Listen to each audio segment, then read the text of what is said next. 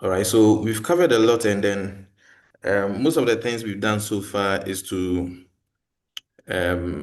get some theoretical knowledge and also some practical knowledge in terms of the Python programming, data pre-processing, cleaning data, and the likes.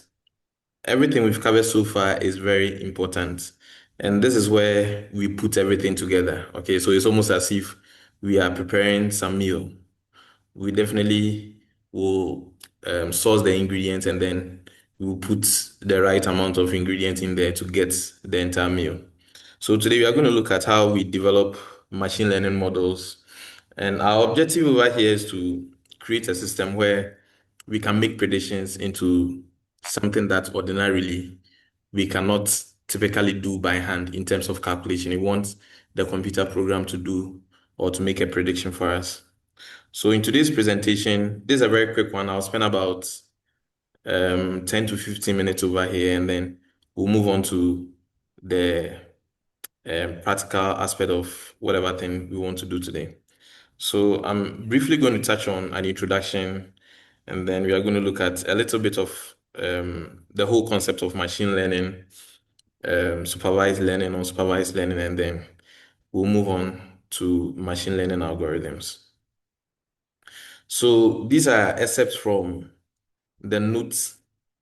I think these were the very beginning, where we're trying to understand some theoretical foundation of machine learning. And then one of the working definitions we gave ourselves was machine learning is a computational learning where algorithms are used to extract information from raw data. And usually we want a very large data set and then present it in a type of a model. So today, it is my objective that at the end of today's lesson, we'll be able to understand really, okay, what the computational learning is all about, what the algorithm is about, and then what we get in terms of we calling something a model. Now, ML essentially learns from given raw data or experience and then make predictions or decisions based on the data learned without being programmed to do so. Or in some books, you see without explicitly being told what to do or being programmed. So we are going to see that in action very soon. But I would want you to take your mind back, or we need to learn a little bit about history, okay? And I bring this up because over the years, some people, especially the non-technical people, think we're there and all of a sudden we have this AI stuff that's almost changing every aspect of our life. But then there's a little bit history to this. And if we try digging very deep, we can go as far as a very long time. But then I just want you to start at some place one way or the other. So there's a man over here. His name is Thomas Bay. Okay. So one of his titles, as you see over here, is Reverend. So he was born in England in the early 1970s, and then he served as a Presbyterian minister and a theologian. So he was an ordained, what we will now call a reverend minister, okay, within the Presbyterian Church. And then one of the things he used to do as part of his ministry work was also, he was a good mathematician and statistician. So he developed a method of using prior knowledge and new evidence to predict future outcomes. So until his new discovery, the mathematicians at that time in the early 1700s felt, look, the probability of something happening is only based on the data that we have. Okay. All right. Now, the summary of the Bayesian principle, as later it will become, is that look, we can get some new belief, and that new belief is going to be based on some old belief plus some new evidence. Okay. So the new belief can be a combination of an old belief plus some new evidence. So let me give you a typical example. It has been raining quite often nowadays because we are in a rainy season. And we can say that that rainy season we find ourselves June, July is an old belief. Okay, so that old belief over the years, it has been raining quite a lot within this period in the year. So now the new belief is, okay, is it likely to rain tomorrow?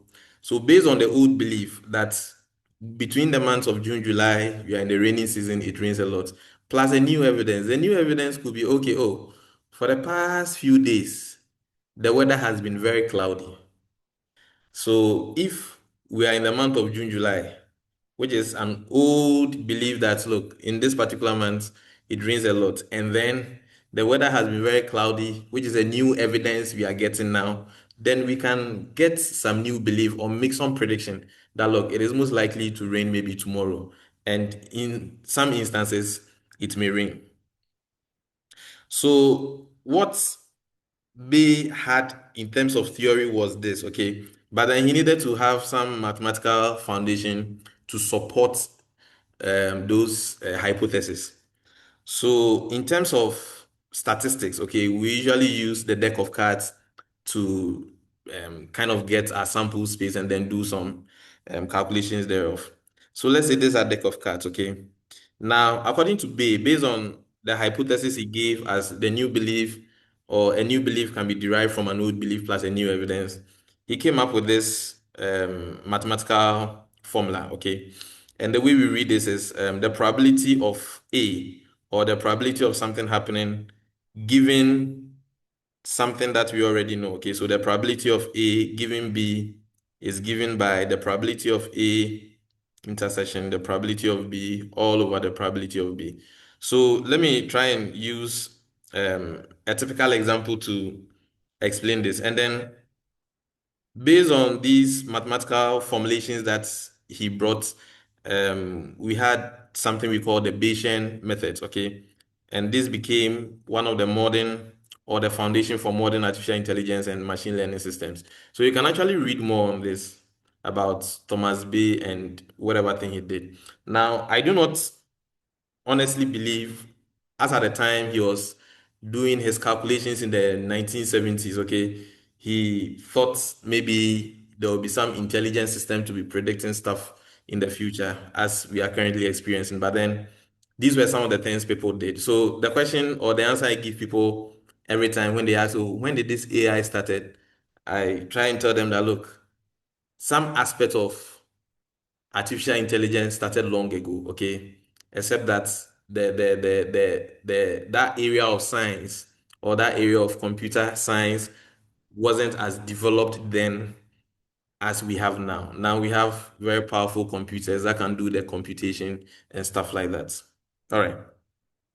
Now, this Bayesian algorithm, as we currently have, is widely used in spam filtering, okay, medical diagnosis, and in some speech recognition systems. So the way this one works is, and let me use this deck of cards to actually make you understand. So let's say we have, let me just use this one. Let's say we have the cards, okay, so they are usually red and then black. So let's say, we have five black, so five black, and then we have another five red. So in total, our sample space or whatever thing we are dealing with is equal to 10 cards, okay? All right. Now, if these 10 is randomly shuffled properly, okay, so that we don't know which one comes first or not, okay? And then we draw a card randomly. So let's assume the first card we drew was red. Now, if it is red, then it means that based on the sample size that we now have an instance where we have five black, and then now we have four red, because we have drawn a red out of the initial one, which was 10. But even before we drew the red over here, the question is, if we are to solve by hand, okay, the probability of we drawing a red card, okay, it is going to be, or the formula that we all know is going to be the number of red cards that we have inside of the population divided by the entire population. Okay, so that's the probability of red for the first trial is going to be simply a 5 divided by a 10. And we get to see that finally we get a 1/2. So we have about a 50% chance that if we randomly draw a card, okay, it is going to be red. All right. Now we have drawn the red, but remember, Bayesian is always reliant on some old belief. So the old belief now is we know that the red is 4 and then the black is 5. So now the probability of now drawing a new red now out of this sample space, okay, is the fact that, okay, now it's going to be 4 divided by 9. Now this 4 divided by 9 in terms of percentage, let me try and see if I can do this over here. So 4 divided by 9, I just want to get the right numbers over here so that we don't overestimate or underestimate. So I'm trying to use the calculator on my phone to actually get the right figure. So 4 divided by 9, we get a 0.444444. So that's approximately a 44% chance that we are going to draw red, okay? So the common sense logic now is, let's assume we have drawn about 3 of the reds, okay? So we have 5 blacks, and then we have only 2 reds left inside of the pot that we are drawing. Now, what is happening here is, if we draw something randomly and it happens to be red, then the probability of drawing red is now going to be 2 divided by 7. So if I'm to calculate 2 divided by 7, and I'm using my calculator over here, 2 divided by 7, we are getting a 0.28. So that's about approximately 285. So let's say approximately 29%. Okay. Now, if it was a red, sorry, if it was a black, then it was going to be a 5 divided by a 7, because the probability or the number of blacks we have over here is 5. And 5 divided by 7, we get a 0.714. So approximately, that's going to be a 71% chance. Now, the point is, we're able to get this, and the conclusion of Bayes' thinking was that, look, if we have some old belief, then we can be certain, because look, if I have 5 blacks in there and I have 2, or maybe I have 1 red, my chances of picking black is higher, because my chances over here is 71% as against a 29% chance. So definitely, if I'm to predict, then I'm going to say that, look, if it is about 70, the balance of skill, okay, if it is about 71% as against 29%, then definitely I can confidently guess that, look, it is going to be a black. So that was Bayes' thinking. And then, like I said, I honestly do not think maybe, as at the time he was doing this, he knew there was going to be a generation where his findings will be used to make interesting stuff. But then we are thankful for people like this. And then there are so many other people we are going to learn as we move along. Okay. So having said this, let's move on to the point where machine learning, or sorry, artificial intelligence comes in, okay? Because there is definitely a relationship between machine learning, artificial intelligence, and other terminologies that we hear around all over the place. So you would agree with me that I have a point over here. AI has a lot of cousins. It has a lot of family members. Okay, so most of the time you hear artificial intelligence, and then machine learning, deep learning, and stuff like that. Earlier on, Prof. Mills spoke about some of these things. Okay, so this is just a general overview for us to draw attention, just as when we are about to develop these models.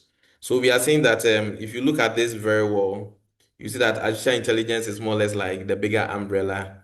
And then in there is some machine learning, okay? And then inside of machine learning is something we call deep learning. So in terms of definition, we can see that, look, artificial intelligence is basically making machines smart enough to perform human-like tasks. So the way human beings reason, we are trying to make artificial things have that level of intelligence. All right. And the way we do that is to train those artificial things, okay? And the way we train them is to use a system called machine learning. So we are going to train machines to learn from data using algorithms. And then deep learning is using neural networks to learn complex patterns in big data. All right. So let's go back to something that we've already also spoken about. And the point is, look, before AI became popular as we have now, or machine learning became popular as we are now, we were still solving our problems with computers, okay? And the way we did that was to use what we call the traditional programming approach in solving problems.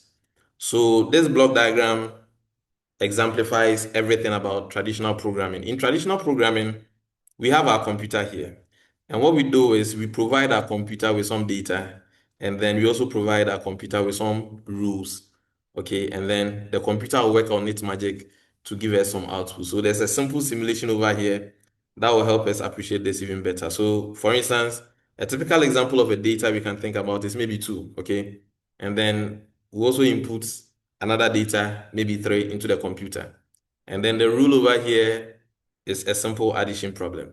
So we put this together and then the computer is able to work out its magic and then we get the output 5 over here. All right. Now, how do we do this? Yes, we've done it over and over again. And a typical example of such exercise we did previously is what we see in this code snippet. So for instance, you see that on line 1, we are declaring a variable called first number. Remember, when we declare a variable, we are telling the computer system that, look, create some memory location. We are going to put some data in there, okay? And then we give the user a prompt to enter first number using the input function. We do a typecasting over here. So that's almost like we put into inside of first number. And then second number also comes in here, pretty much the same process. And that's almost like we put in 3 in there. And then from line 3, we have the result where we are seeing the first number plus second number. This is where we introduce the rule. And then on line 4 is where we print out the output to get our 5. So this is something anybody who has joined us from day one will be able to appreciate in terms of writing a simple program to do this addition operation. So this with traditional programming. Now, machine learning is a little bit different if we are even to look at the, how do you call it, the nature of the block diagram. In this instance, we present an ML algorithm with some data, okay? And then we also provide some output information to it. So in here, data is very important. That's why we spent some time on how we get our data, how we pre-process data and stuff like that. All right. So with that said, we know that, yeah, so for instance, this could be our data, okay? Now, in the phase of doing the pre-processing, we can split this data in this part. And then what we have over here is going to be the input part of the data. Okay, so we have X1 and X2 for the columns, and then their respective entries as we have them over there. And then we are going to have a Y output side of the data. So this is going to be fed into the machine learning algorithm. So the data is going to come in where we have the X1, X2 into the system, and then you also have the Y being fed over there. And then this is where we let the algorithm or the machine learning algorithm work out its magic, okay? So what the algorithm will basically do is it's going to look out for patterns within the data sets as against its corresponding output. Now over here, I was very intentional about this, so I'm going to tell you what it does. So over here, the relationship I have provided over here with this example is like that. Look, the relationship that lies between X1 and X2 with respect to Y is like that when you add this one and this one, you get the corresponding y over here. So you see 2 plus 3, we are getting a 5. And then 4 plus 5, we are getting a 9. It goes on and on and on to the last one where we have 3 plus 4, we are getting a 7.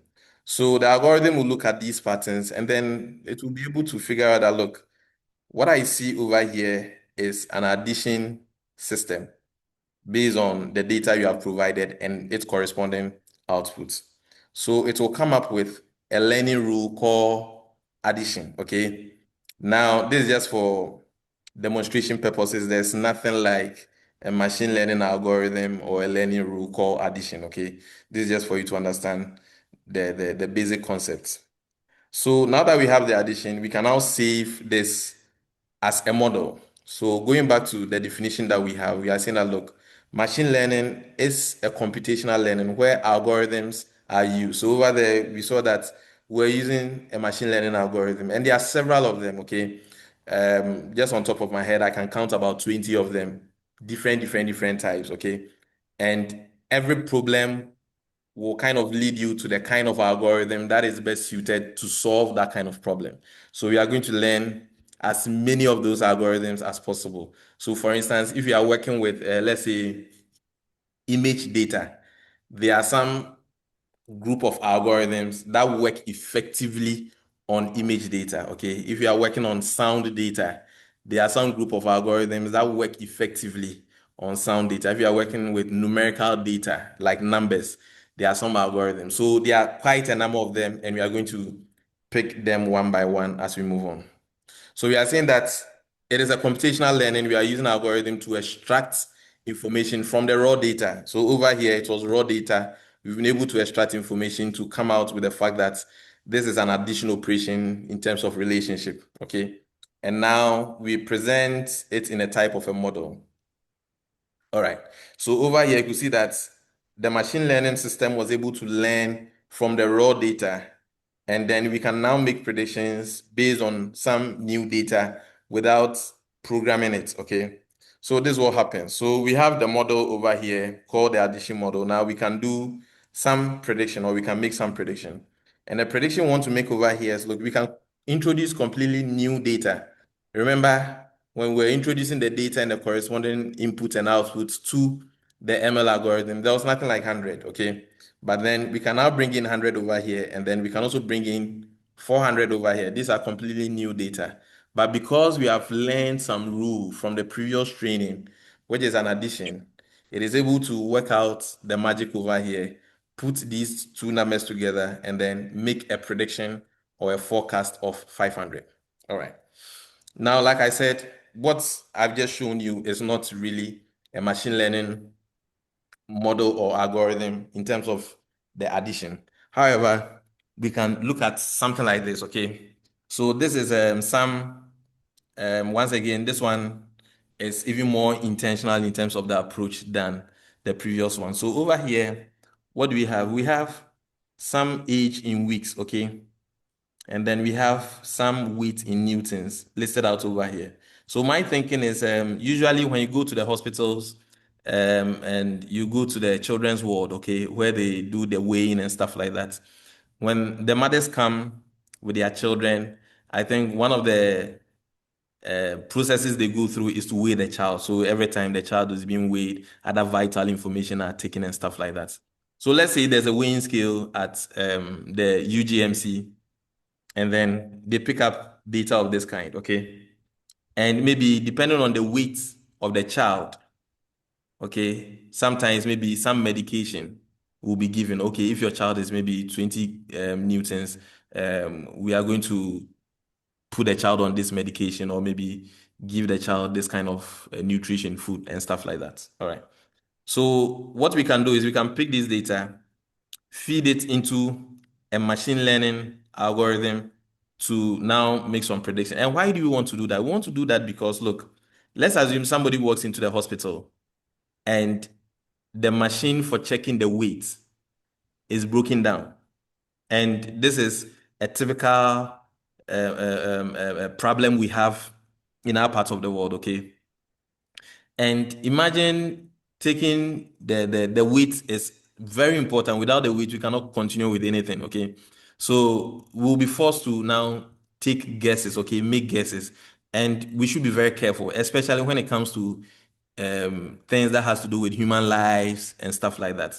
So let's assume if the child who comes in is about maybe 8 weeks old, then we can pick the data and do an extrapolation and say that, look, majority of the 8 week old babies who come are about 26.0 newtons. So it will be an intelligent guess to make, okay, that look, even though the machine is not working, the machine is broken down, but then look, most of the children who come, maybe out of 100 children, 99% of them who were 8 weeks were weighing 26, then I mean, chances are the new baby who will come in will definitely have that weight. So that can be done, okay? However, if let's say somebody walks in and then the child is about, let's say, 12 weeks old, then that becomes a problem because with the current data sets that we have over here, we don't have exactly 12 weeks. So it is going to be very difficult to make that prediction. This is where machine learning comes in. So we are going to feed whatever thing we have over here into a machine learning training system. And then what we have is something that looks quite familiar, okay? So let me show you the familiarity over here. Now, what I've done over here is I've plotted this age in weeks against the weight in newtons, okay? So what I see over here is this is going to be the age in weeks, okay? It's supposed to be weeks over here. And then the weight in newtons. All right. So based on the usual plot we studied from secondary school and even from primary school, we are saying that, okay, if age is 2, weight is 12. So we look out for 2 on this axis. It's around this area, and then 12 is around here. So where they intersect, we put a dot over here. We will move on to the next one. Age is 4, and then weight is 16. So age 4 is around here, and then 16 is also around here. So we put a dot over here. We do all the way to the last point where we have age is 20 weeks, and then weight is 47.3. So age is 20, that's what we have over here. And this is 45. So 47.3 will almost be at the middle part, and that's what we see over here. So we have been able to plot the age versus weight on a graph, okay? And the next thing we do over here is these dotted lines. And that also stems from that principle we know from secondary school where we are trying to draw the line of best fit. And the general principle is, look, the line of best fit should at least touch minimum 3 of the dots. Okay, minimum 3 of the dots. So if minimum 3 of the dots, this is even doing much better because it is touching at least about 5 or 6 dots over here. So this is a very good one. So once we're able to get the line of best fit, the next thing we can do is we can get a learning rule out of this. So this is the learning rule we can deduce. And we are getting y is equal to 0.48343x minus 4.2669. Where did we get this? We got this from this equation over here. Looks very familiar. This is the equation of a straight line. So y is equal to mx plus c. Okay, y is equal to mx plus c. And we know that m is going to be our slope and then C is going to be our y-intercept. So if this was something we're doing in class, would have probably plotted this. This is a very simple exercise to do. And then we would have calculated the slope. So calculating the slope, you know that it's going to be a change in y over a change in x, and then we get the slope. And then for the y-intercept, all that we probably need to do is to extend this line to touch this y-axis, which is probably going to touch it somewhere in the negative region, okay? And that's what we see over here as negative 4.22669. So what we see over here is some learning rules. So now we were trying to predict or trying to calculate the weight of somebody who is about 12 weeks old. So you can see that just by looking at this, okay, line of best fit, we can now do a proper prediction. So this line is coming in from point 12, okay? It touches the line of best fit, and now we have to trace it back to the weight. So we get it back to the weight, and then we get a value, which is a very good approximation based on the model we have developed over here. All right. Now, it turns out that this is actually a proper machine learning model that we can develop, okay? And this we call a simple linear regression. So we are going to learn a lot more of these algorithms, okay? This is one of them, a simple linear regression. And remember what I said earlier on, some of the algorithms are best suited for what I would say the kind of machine learning task you would want to do, okay? And also the kind of data set you are working with. Now, these data sets will be suitable for a simple linear regression, but may not be suitable for other algorithms. And one of the problems we have is not really a problem, but then let's cover this. So over here, we are trying to draw a comparison between what machine learning is in terms of we solving a problem and as against we using the traditional learning approach or the traditional programming approach. So we are saying that with the conventional learning, and machine learning methods. Traditional learning uses structured data and rules, like we saw earlier. Now, we first create an algorithm by specifying the rule, which was the addition rule, and then we present data to the rule. So, in that particular simulation, we presented the data 2 and 3. And then the rule operates on the data to produce the output. We saw the computation where we got the output of 5. Now, in the case of ML, we are using complex, sometimes structured and unstructured data, and then that automatically feature extractions will be done, okay? And even so, we present the data to the algorithm and not the rules. And then we present the expected outcome like we saw, or it learns from the answers. And then the algorithm learns from the rule and then maps out the inputs onto the output. And then we present new data and then we can make predictions or give new outputs. All right. So over here, when we are selecting a machine learning model or an algorithm for training and learning purposes, okay, you need to be minded about a few things. So the first question we want to ask is, what is the problem that we are trying to solve, okay? Is it a classification problem or a regression problem? If it is a classification problem, then there are some machine learning algorithms that are best suited for that. If it is a regression problem, there are some machine learning algorithms that are best suited for that. We also want to look at the type of data we are dealing with. Is it image data, voice data, numerical data? Is it numbers, text, or whatever kind of data that we are dealing with? Okay, we need to know. And the style of ML. Okay, so there are different styles that we can think of. There's something we call ensemble learning. Okay, or ensemble systems are basically where we have two machine learning algorithms that have been cascaded together, okay? So the training is done, or when we are making predictions, it goes through one model, a value is predicted, and that predicted value is now sent into another model for a new value to be predicted. So we have cascaded or we have ensembled the learning. And there are different types that we can also think of.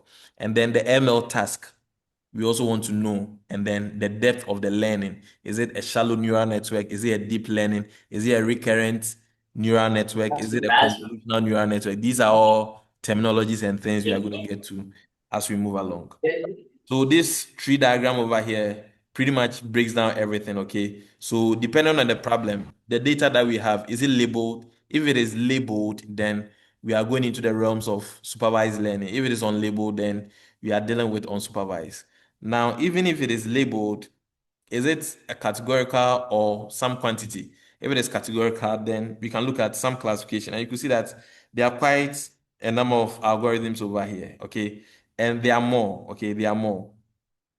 So this a tree to help you understand a few things over here. Now, one of the things you would, I want to draw your attention over. So, for instance, you can see that we have the naive Bay, okay, the Reverend I just spoke about. This is the algorithm that is named after him, okay? But then one of the things I would want you to pay attention to is the fact that, look, over here, you can see that we can use neural networks under classification over here, okay? Neural networks. We can also use neural networks under regression over here, okay? And then even the ones over here too, we can also use neural networks one way or the other. So neural networks pretty much covers um, um, um, a wide area of machine learning task that we can think about. So having said this, now the problem has changed a little bit, okay? And this time around, I've done something significant over here. This is the first data we spoke about earlier on, where we had only age and weight. Now, things have changed a little bit. Now we have age, weight, height, and then gender. Okay, we have age, weight, height, and then gender. All right. Now, you would agree with me that in the first instance, okay, where we had only age and weight, you remember when we drew the graph, age took the y-axis and then weight took the x-axis. So now, if there are about 3 or 4 other variables, then what that means is those three or the third variable is supposed to have an axis on its own. The fourth variable is supposed to have its own axis. And it can become a little bit difficult to have these axes, okay? Because if it is two-dimensional like we have over here, there's no problem. If it is three, we can manage. But the higher we go, the more problematic it becomes, especially when we are looking at a situation where we want to have a dot and then draw a line that touches minimum 3 of the points. Look, sometimes even with the two-dimensional, getting 3 points, I remember back then in secondary school, getting the points sometimes become very difficult. So imagine if it is three-dimensional, four-dimensional, five-dimensional, it becomes very difficult working with it. So that's one of the limitations we have with simple linear regression models, okay? The moment the dimensionality, the problem becomes a little bit complex, new variables are being introduced, there's that limitation. So if we have something like this, it becomes very difficult to use the simple linear regression algorithm to solve this. Now, over here, the problem has also changed a little bit in the sense that we have some classes over here. And the classes that we are seeing is from gender, okay? So we are saying that given this data, somebody or the child is a male. And then given this, the child is a female. The third one, the child is a female and stuff like that. So maybe this time around, the problem is not to now to predict the weight, but then maybe to check the gender, okay? So maybe nowadays, fortunately, there are scans, ultrasound scans that are able to actually scan pregnant women and then know the gender. But then let's assume we're just looking at the weight of the bump, sorry, the size of the bump, or maybe the weight of the child or whatever in there to now make a prediction of the gender. Okay, let's assume, okay. Then we can actually look at, okay, maybe the gestation period, okay, is maybe 2 weeks. This is the weight we see in there, this is the height, and then most likely most males will have this. All right. So the point is, if we have such a system and then we're able to get these data, it is very easy to make a prediction if the values are exactly the same. Sometimes the value may differ in some areas, and then this is where we can use a machine learning model to make that prediction. So in doing so, most of the things that we are going to do, we are going to emphasize on neural networks, okay? That's not to say we are not going to talk about the other machine learning algorithms. We are going to deal with a lot of them, okay? But for starters, we are going to look at neural network because neural network cuts across a lot of areas. So a neural network is a massively parallel and distributed network made up of simple neurons or simple processing units, also known as neurons, okay? So the neurons are like the atomic nature of the network, okay? And these neurons is what we have in our brains, okay? Now, what we have in our brain is what helps us in reasoning, in thinking, in making predictions and the likes, okay? Now, some of you have never seen me before, okay?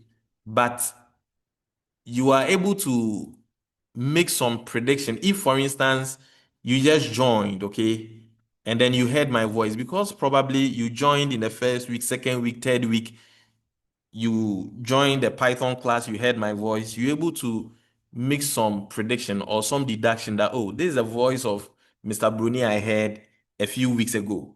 And that's simply because your brain has been trained, okay, in a way to recognize my voice. All right.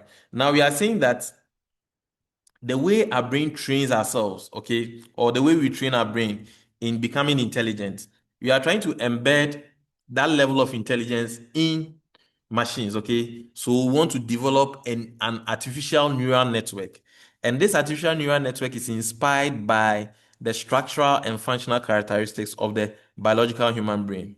And for that reason, ANN operates in a manner such that they mimic the operations of the human brain. So typically, those of you in the biomedical class or those of you who took biology class, you see that, look, this is a typical example of the biological neuron with its various parts and stuff like that. We are going to see the engineering model. The engineering model, most of the time, we are going to demonstrate or illustrate it in this kind of a network, okay? And in this kind of a network, you will see that we are going to have something we will call the input layer. We are going to have something we will call the input layer. The input layer is going to be, and very soon we are going to see the input layer is going to be the layer that is going to accept, once again, the input. And the input is the data that will be presenting, okay? The input is the data that will be presenting. And then we're also going to get something we call the output layer. The output layer, if it is some classification that we want to perform, that's going to represent the number of classes that we have. So most of the time, the number of neurons, okay, every dot we see over here represents one neuron. And remember, the neuron are the processing element. They are like the atoms, okay? So over here, we are saying that depending on the number of input features that we have, it is going to correspond with the number of input neurons that we have. And the number of output neurons we have at the output layer is also going to correspond with the number of classes that we are going to deal with.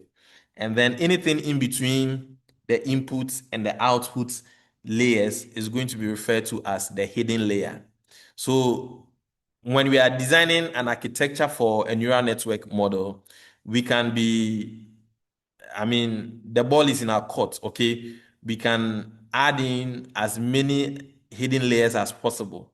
But then there's always a price to pay, and that has to do with the computation, okay? Because each and every neuron that we add will, one way or the other, add some computation to the system, okay? If it is one less, that means it is one computation less. If it is 20 more neurons, it is 20 computations more. So you can imagine. So with this said, let's look at the engineering model of a neuron properly. So we are saying that the neuron is like the atom, okay? That simple processing unit. Now that simple processing unit will accept some input. So for instance, maybe there's input one, input two, and then input three, all coming into this neuron, okay? Something like this. This neuron is accepting something from input one, or something from here, and then something from here as well. All right.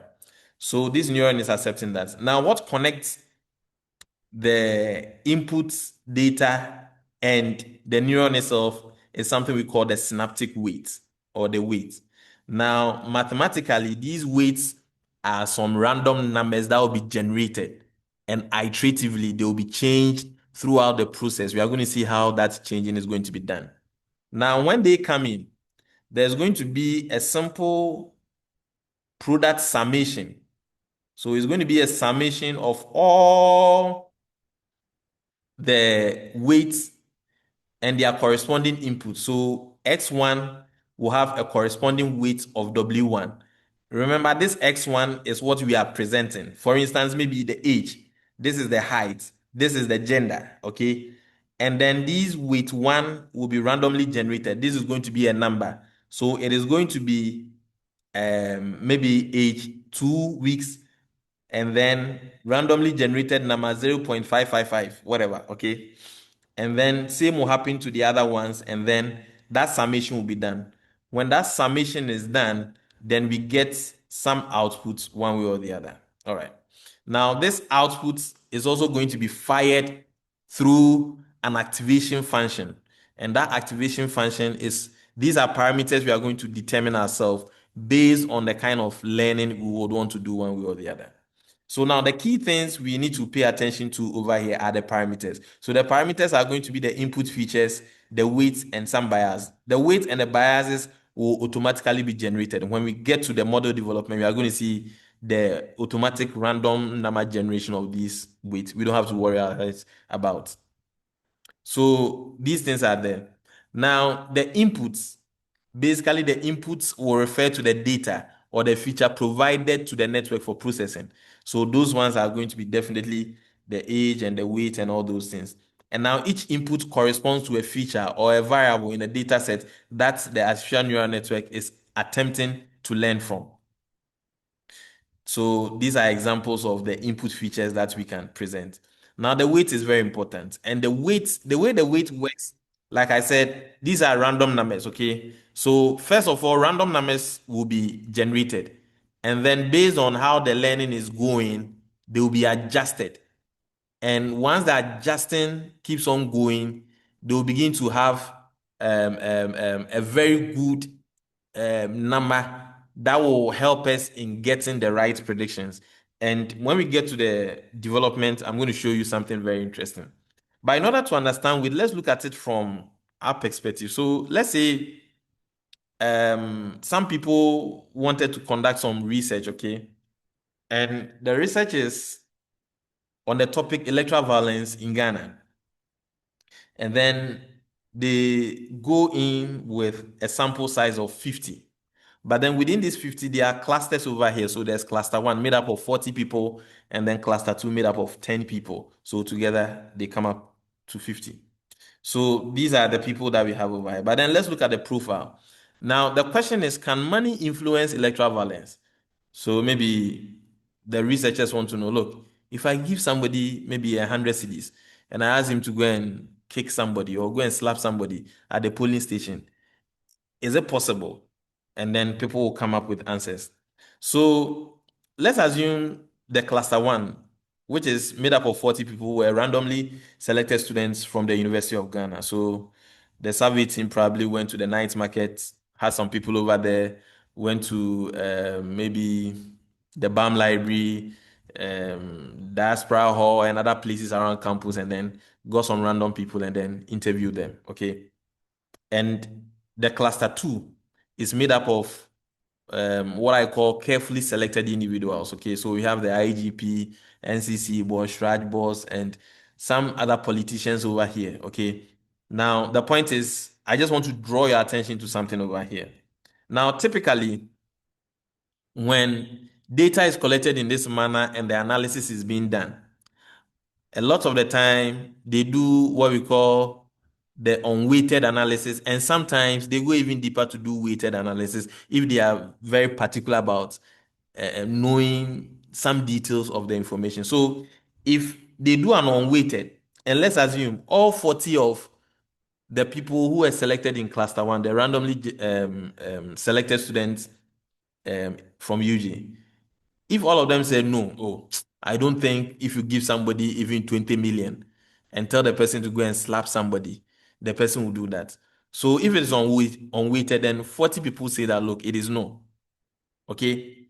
Now, if it is unweighted for cluster 2, and let's say cluster 2 even said, look, yes, even as little as 10 cedis, if you ask somebody to go and slap somebody during election, you will find somebody who will do that. So if at the end of the day, the social science people or the political science people are coming up with their results and say that, oh, money cannot influence electoral violence based on the fact that 40 people said no and then 10 people said yes. That is true based on the data they had. But we want to get to know the nuances between, because there are some gray areas in between the people that we selected over here. Now, we have the instance where we have the weighted calculation. And in this weighted calculation, all that we are trying to say, look, we are going to attach some weights. So over here for the randomly selected student from UG, the weight we are attaching is 1. However, from the randomly selected people, from the carefully selected people, we are attaching a weight of 5. Okay. So over here, we still do the calculation. We get the total of 40. But then because of the weight of 5 over here, we get to see that, look, we are getting 50 over here. Now, on that balance of whether it is true or not, we get to see that it has now tilted towards even the minority over here because of the weight we attached over here. So the weight is very important. Why is this weight very important? Look, all that we are trying to say over here in terms of this example is the fact that the knowledge of, for instance, maybe former President J. Kufuor or the Chief Justice or the IGP is about 5 times in terms of electoral violence, okay? It's about 5 times the knowledge of a randomly selected University of Ghana student, okay? If it was another topic, maybe the use of social media and other things, then we can now have a very strong case for randomly selected University of Ghana student. But then within the context of the topic that we are discussing, I believe the carefully selected people over here, at least the least, how do you call it? The least knowledgeable person in terms of the topic over here within this second cluster will be more knowledgeable than a randomly selected University of Ghana student. All right. So over here, we get to see that, look, the calculation we are performing over here, where total is going to be equal to quantity times weight, this particular expression we see over here is similar to something we've seen earlier on. And that thing we saw earlier on is the summation of the weight multiplied by the x. Now, basically, what is happening over here is we are trying to use neural networks. And we are saying that in neural networks, there are weights attached to our reasoning. So, for instance, let me give you a typical example. And probably some of you go through that form of reasoning whenever we are making decisions. So, you want to step out, okay? You have class. Sometimes, and I know students, okay, sometimes your decision to even go early is because of a weight you attach to the lecturer who is going to come. Because imagine if the lecturer says, okay, this morning the TA will start the class and maybe I'll come later, or maybe I have something doing, so I'll tell the TA to come. Some students or most students will be like, oh, if the TA is coming, then maybe I can be late and the consequences will not be there. So those are weights we apply. So for instance, with the lecturer coming, we know that, look, this man, the way he is, I don't want to be in his bad books. So you definitely come early. So you are attaching a higher weight as against the TA coming to the class. And not just going to class, even going out for church programs and stuff like that. You'd want to even decide, hey, is the weather, is it going to rain or is it going to be very cold? If it is going to be very cold, then I need to attach some weight to the kind of outfit I pick up, okay, so that I cover my body, so that I don't get cold. If it is going to be very hot, then I need to attach some weight and pick up the outfit I want to have. So putting weights on decisions that we take every day is what we do as humans. And we are trying to embed that in systems for them to have that engineering model of the neuron. So over here, this is what I've done, okay? I've done a simple, where's my cursor? Yes. So I have the data over here, and we are trying to now feed whatever thing we have into a neuron, something like this, okay? So let's assume we are feeding 1, 2, 3. So we are feeding age, weight, and then height. So we are feeding age, weight, and then height, okay? The weights will be randomly generated, and then we want to predict the gender. But then before we can do the prediction of the gender, we need to do the learning process. So this is how the learning work here. So looking at the first instance of the rule that we have over here. So it is going to be based on this formula that we have, okay, a summation of the x multiplying the weights. So it's going to be y is going to be a summation of x1 multiplying w1 plus x2 multiplying w2 plus x3 multiplying w3. So when you put the actual figures in there, we see that x1 is 2, okay? But then the ones I've indicated in red are the randomly generated weights. So over here, for instance, I have a 0.2, which is randomly generated. Over here to have a negative 0.01, and then over here, so these are randomly generated. But then I'm very careful about the 12, the 5, because those are the actual values I want to put over here. So we do the calculation and then we get our y is going to be equal to a 0.83. Now, this is our y. Our target, as we see over here, is 1. So if our target is 1 and this is our output, then we get to see that, look, there's going to be an error because when we do the subtraction from our target, which is 1, minus the output, which is 1 minus a 0.83, we get a 0.17. So this 0.17 will now be propagated back, and this will be used to update the weight.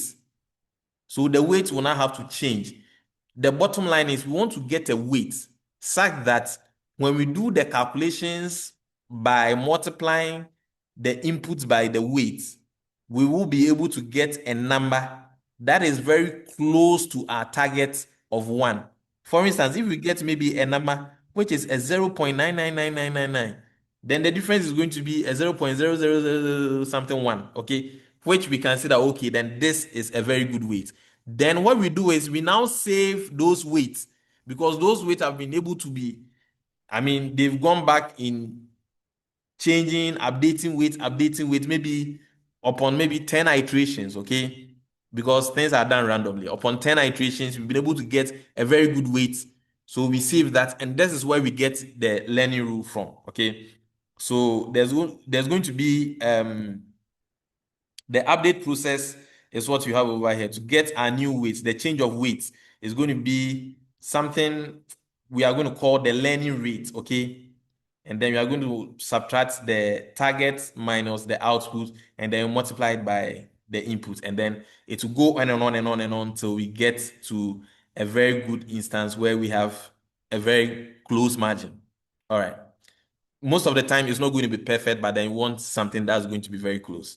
So over here, we get the architecture this way, and then each and every neuron, the process I just showed in terms of the calculation, each and every neuron will have its own calculation one way or the other. So like I said, we are at liberty to have any architecture of our choice, but the more neurons we put in there, the more computation we are giving ourselves, or we are giving our computer. All right. So over here, in the process of development, we are going to examine this, how do you call it, flowchart. So we are going to load our data, okay? And then we are going to do some pre-processing. And this is probably going to, we are going to take inspiration from what we covered in the last two lectures. And then when we get our data, we are going to split our data into some training bits and then some testing parts. We are going to build a model, and then going to use the training part to train the model. And then we are going to use the testing part to do an evaluation of the model or to test it. And then we are going to save the model, and then we can deploy the model to any platform that we want, which is something we are going to do later on. And then we end the process. So in this simulation, the data will come in here this way, and then with an outline of red, which basically is kind of indicating that, look, we need to do some pre-processing because there's some empty rows and null values and stuff like that, okay? Missing data. So they come in, we do the processing, and then we get some clean data, which is now showing up as green. So with this green data, we now do the splitting. So we get the testing bits, and then we get the training part. Now we put the training part into the training of the model, and then we put the testing part into the evaluation process, and then we get our model to work. All right. So over here, when we typically look at this data as we have over here, we are going to do a number of things. And when we get maybe in the next minute or so, we are going to start the model development. So we are going to see. So we are going to put everything. Now we are going to do a splitting of our data, where we are going to get the training part of our data. We're also going to get the testing part of our data, and then we build the model. All right. So this is going to be the first part, okay? This is going to be the first part. Now, in the next part, we are actually going to look at, and once again, let me share this link so that we will have the material we are working with, okay? So this is a GitHub repo. When you just click on it, to lead you to this particular portal. So over here, we are going to click on this to download zip, and then we are going to work with the zip file that has been downloaded. So let me come back here, go into my downloads, and then this is what I have over here. So let me extract this, and then we are going to work. So this is a shallow neural network, okay? And then I'll open it up this way. And then we have a few number of files showing up over here. So what I want you to do is I'm going to open this up in Jupyter Notebook, and then we are going to work over here. So inside of this, I'm going to type in CMD, and then I'm going to type or activate the Jupyter Notebook server. So I'm going to type Jupyter Notebook this way, and then I'll press enter. Later on, I'll share with you some resources that will help you navigate your way through this, okay? It is not anything difficult. This is more or less maybe for some of you a new environment, okay, in terms of the ID, but then it is nothing different from whatever thing you know earlier on. So over here, we have a notebook over here. So I'm going to double click on this to open up this notebook. And the reason why I prefer having it this way is the fact that with Jupyter, I can give some notes, okay, and then we can have a few things to work with, okay. So we have everything over here that we need, okay. So we are going to build a network. Now, I'm also going to ANN visualizer. Let me see. I had neural network.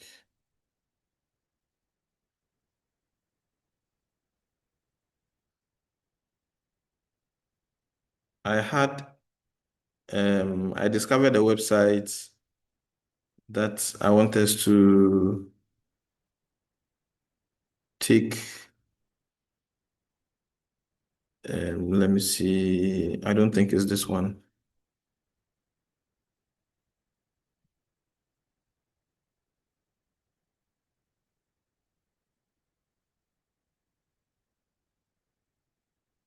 No, this one looks a little bit complex in terms of how it looks.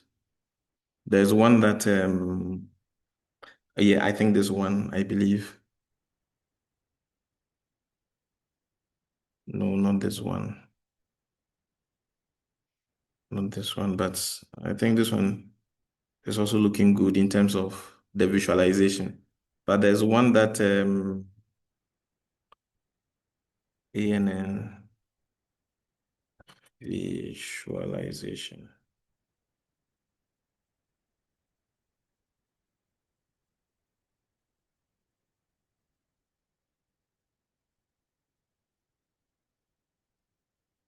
Okay, I'll find that and then share that with you.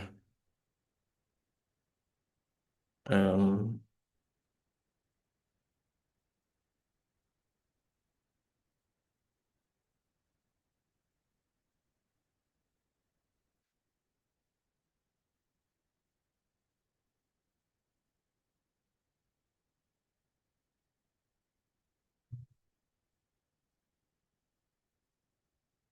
I don't- Let me come here.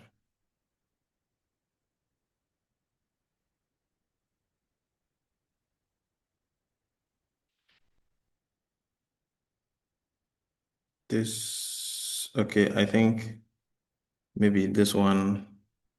Yep. So this is a site. We are going to come back to this and then do some visualization. All right. So what we have over here is we are trying to build a shallow neural network. Okay. And in this process, this is going to be our objective. We want to develop a machine learning model using a shallow neural network architecture. And we are going to use the Iris dataset to train the model. We are going to do performance analysis on the model. And then we are going to use the developed models to make predictions. So over here, once again, there's another flowchart. Pretty much talks about the same thing, but then the diagram is a little bit different. So over here to yes, we load our data, do some pre-processing, then we split our data to the training part and then the testing part. We use the training part to build the model, And then it will come in here. We are going to use the testing data to test the model. And then we are going to make predictions, and then we are going to analyze our results. Now, there are a few things I want to touch on, okay? And I feel I need to do this side by side with some of the fundamental concepts that maybe for the sake of time we couldn't heavily touch on. So I'm going to open this up, and then as and when it becomes necessary for me to explain some concepts, I'm going to come in here to explain those concepts, and then we'll flip back. So let me also create in a new Jupyter notebook, and then we are also going to use this as well. So let's come back to this. We are trying to build a model, okay? So the obvious thing is, look, it is not just for the fun of it, okay? But at least with this one, we are trying to have fun. We are trying to know almost everything about it. And then in subsequent lectures, we are going to go into the details of whatever thing we did. So in trying to build a model, we are saying we are trying to build a neural network. Now, the data that we are going to use, we are going to use the iris data set, okay? So the iris data set is one of these data that is very popular, okay? And then it is a classification machine learning and statistical data set that was introduced by Ronald Fisher in 1936, okay? It contains 150 samples of iris flowers. So basically what happened with the data set, or the rationale behind this, was there's an iris plant, okay? And that plant has what we call three variations of it. Okay, so there's Iris setosa, Iris versicolor. Okay, these are the names: Iris setosa, Iris versicolor, and then Iris virginica. Okay, and what makes an Iris setosa different from an Iris versicolor is based on the length of the sepal and the length of the petals. So if you are to look at these, you could see that the petals are the, how do you call it? Sorry, the sepals are the bright flowers, okay, those side, and then the petals are like the greenish part of the flower. Let me just show you the sepals and petals. Good. So I remember back in GSS, we used to draw these flowers and stuff like that. Yeah. So this is a typical example of the petal, and then a typical example of the sepal. Now, what I have over here, fortunately, we have the data sets over here for us. Okay, so let's go into the data set and then see exactly what we have. This is the iris data set. So I'll double click on this and then I'll open it. Now this will automatically open in Excel. And what I see over here is, let me open this up a little bit. So all that you are trying to say is, okay, when Fisher was conducting his experiment, he actually went onto the field and then saw one iris flower, okay? He measured the sepal, the length of the sepal, and he got 5.1. He also measured the width of the sepal and got 3.5 in centimeters, okay? He also measured,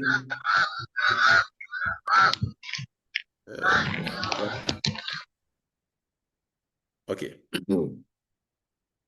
He also went ahead and measured the petal length and got 1.4, and then measured the petal width and got 0.2. And he realized that, oh, okay, this type of iris flower is Iris setosa. Okay. He recorded 50 of these Iris setosa plants, and then went on to record another 50 of the Iris versicolor, and then also went on to record another 50 of the Iris virginica. So at the end of the day, they are 50, 50, 50. Put together, we are getting 150 in all. All right. Now, in order to get this data set within our system, we need to import it. And the way we import it is very simple, okay? We have libraries to help us do that. So over here, we are going to import NumPy, we are going to import pandas, we are going to import matplotlib, scikit-learn, and then keras, okay? These are libraries that we are going to work with.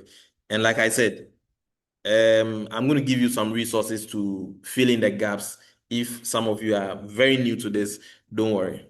So in order to import the library, I'm going to say import numpy as np. All right. Now, where from this import numpy as np, and this is where I wanted to bring in this, okay? So let's say I have a Python file over here. I'm going to call this app.py.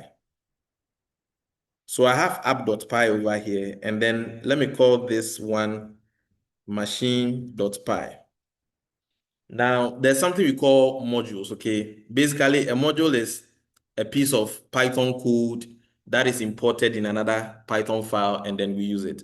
So let's say um, instead of machine.py, I have a variable called, let's say, code, okay? Code is 1, 2, 3, 4.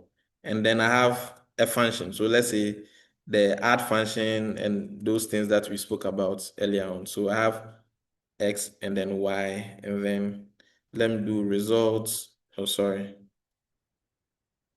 Result is going to be equal to X plus Y.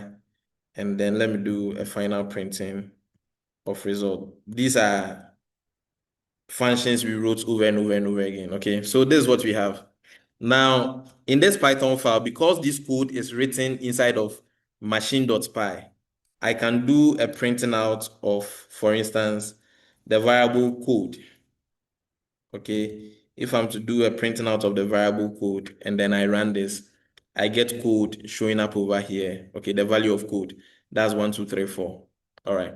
However, if I come into app.py and I do a printing of code, well, I'm going to run into problems because I don't have code in this particular file. And for which reason, when I try running it, it tells me that, look, the name code is not defined, okay?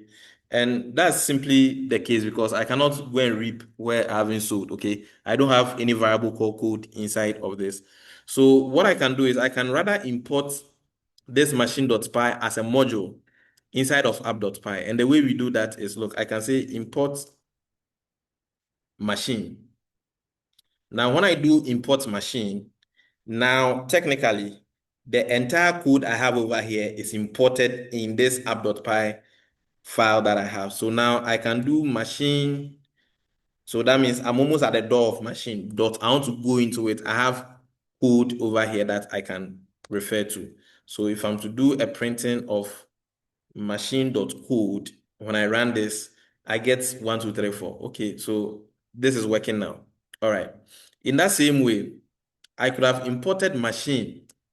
And instead of just doing machine, I'm going to do machine. So I'm going to say import machine as MA. Now, when I do import machine as MA, what I have MA over here is an alias, okay? It's a new name I've given machine. So now instead of typing the whole of machine, I just have to do ma.code. And this is also going to be a valid one, okay? So I have the result showing up over here. So based on that logic, we are saying that import numpy as np. So this is an alias we are using for numpy, okay? And I'm also going to say import pandas as PD. There's an alias, okay? And then I can do the other imports here and there. So let me also import, this time around, I'm just going to say import keras. And then I'm also going to say import sklearn. We'll come back to going deep into those imports. So when I have this, I'll just do a shift enter. When I do a shift enter, it's going to run. Currently, you can see that we have a star showing up over here. That indicates that that cell is running, okay? That cell is running.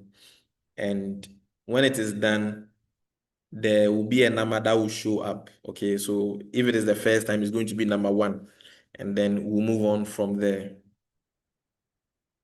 So currently you can see that it is done. So we see number 1 over here. So what is NumPy, what is pandas, and then what is keras and scikit-learn? Remember earlier on, I made mention of the fact that we are going to, fortunately for us, we don't, oh no.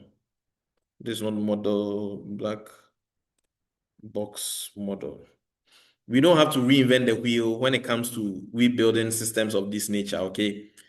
There's a lot of help for us, and we are getting those helps from libraries, okay? Now, the example I always cite in class when it comes to libraries is the fact that, look, if I give you an assignment, okay, and the assignment is I want you to tell me, or I want you to do a research on how ants prepare their food. Well, nowadays it's going to be very simple, but there are several ways of getting me that same results. Okay, somebody can decide to go and put a camera, locate an ant hill, put a camera there, and then record the activities and see how they prepare their food. Okay, somebody can then decide to go to the library, the School of Engineering library, and then go and pick up a book of some research some professor somewhere did many years ago and has published the book. At the end of the day, they are going to come to the same conclusion in terms of if they actually conducted a very good research. Because look, whoever went with a camera to do the recording actually used a scientific process. Remember the definition of science. Science is the method of acquiring knowledge through observation and experimentation. So observing, actually going to record those and helps us, okay? And then the person who also went to the library to get a book probably used a shortcut. All right. Now, having said that, at the end of the day, who is going to work faster? It is the person who goes to the library, because imagine the person who took the camera to where the ants were on the first day, didn't find the ants. On the second day, they were nowhere to be found.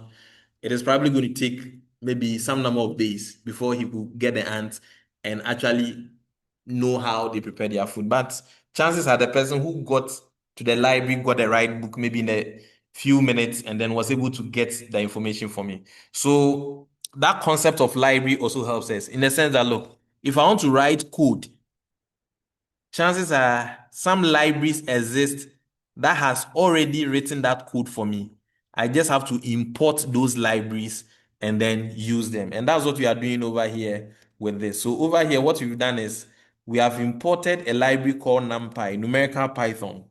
This will help us with a lot of things, some mathematical calculations with matrices and stuff like that.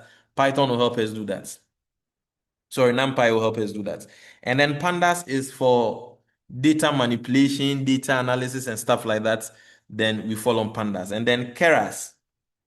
Keras is from TensorFlow. And this is where we have the neural network things that we spoke about. So we don't have to reinvent it. We don't have to write the code for it. They already exist. We just have to import and then use them. And then scikit-learn or sklearn is also a machine learning library we're also going to use to do a lot of other things, as we are going to see. All right. So our first objective has been accomplished. We have uploaded these libraries over here. Now let's load our data sets. Remember, the name of our data is iris.csv, okay? So I'll come in here and I'm going to say, okay, the pandas is going to help me. So I'm going to say pd.read_csv. So I want PD to help me read a CSV file. And the name of that CSV file is iris.csv. And the way I want to have this is I want to save this in a variable called data. So data is going to be equal to pd.read_csv. I'll pass in this CSV file, and then I'll do a shift enter to run this. Now that data has been uploaded over here. I can now move on to get a preview of it. When I just do data this way and then do a shift enter, you get to see that I have a preview of this. And the way this preview works, there's nothing different from what um, the gentleman who joined us the last time.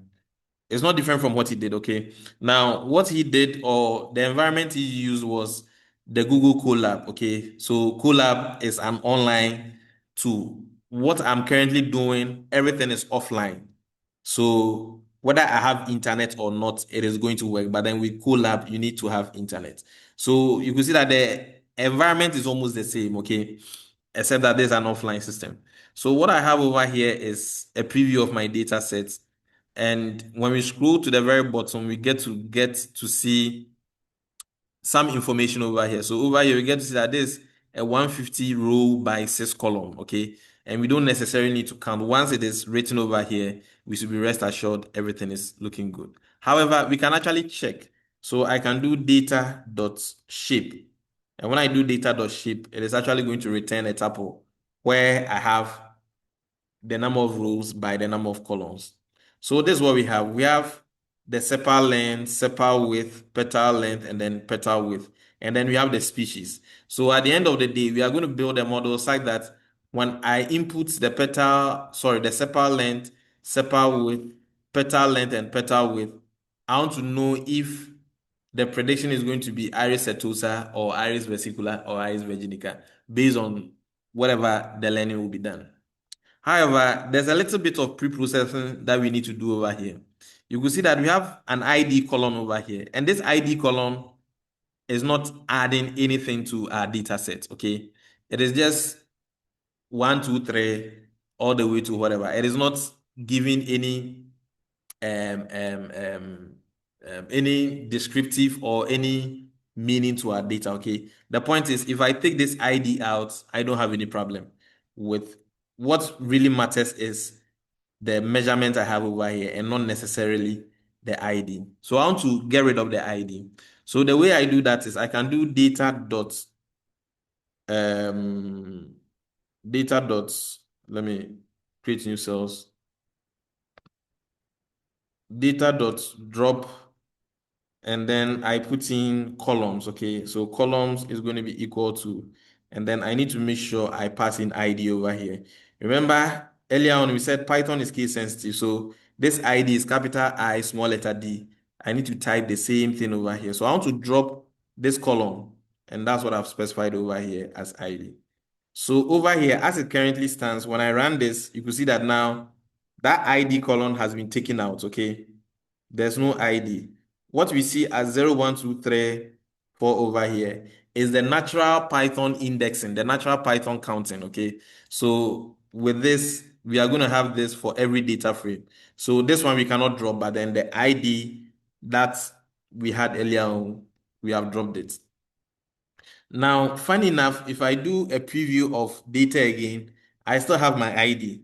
And the reason why this is happening is because of, look, when we drop it this way, it is not disruptive enough, okay?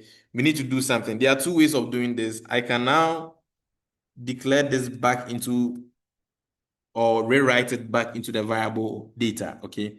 So now when I do data is going to be equal to this, I've dropped the ID and then I've saved it back in the variable called data. When I run this now and then do a preview, I don't have the ID showing up. And then if I run it again, ID is not going to show up again because I've rewritten or overwritten the previous format. So ID is taken care of, or ID is gone.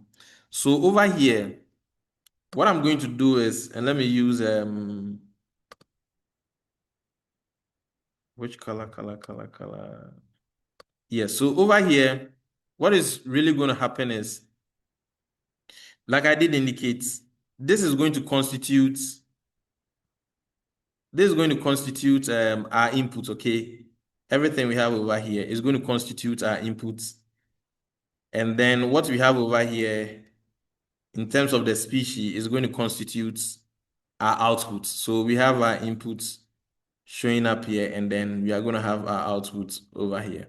So in terms of we feeding the system, we are going to tell the system that, look, this is going to be our inputs, and then this is going to be our outputs. Now learn the relationship that exists between these values with respect to this, these values with respect to this, and all the other ones. And then once we learn the relationship, I can now come back and come and do some prediction.